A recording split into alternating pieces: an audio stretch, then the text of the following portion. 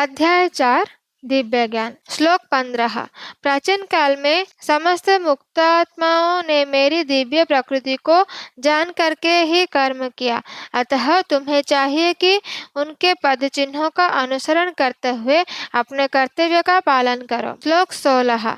कर्म क्या है और अकर्म क्या है, इसे निश्चित करने में बुद्धिमान व्यक्ति भी मोहग्रस्त हो जाते हैं। अतएव मैं तुमको बताऊंगा कि कर्म क्या है, जिसे जानकर तुम सारे अशुभ से मुक्त हो सकोगे। श्लोक 17।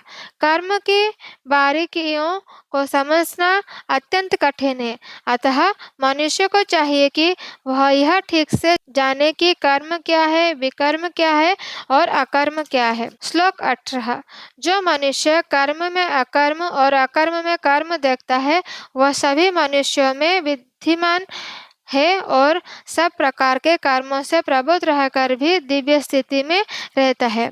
श्लोक 19।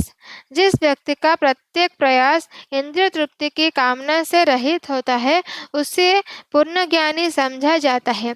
उसे ही साधु पुरुष ऐसा कर्ता कहते हैं, जिसने पूर्ण ज्ञान की अग्नि के कर्म फलों को भस्मसात कर दिया है। श्लोक 20। अपने कर्म फलों की सारी आसक्ति को त्याग कर सदैव संतुष्ट तथा स्वतंत्र रहकर वह सभी प्रकार के कार्यों में व्यस्त रहकर भी कोई सकाम कर्म नहीं करता। श्लोक 21।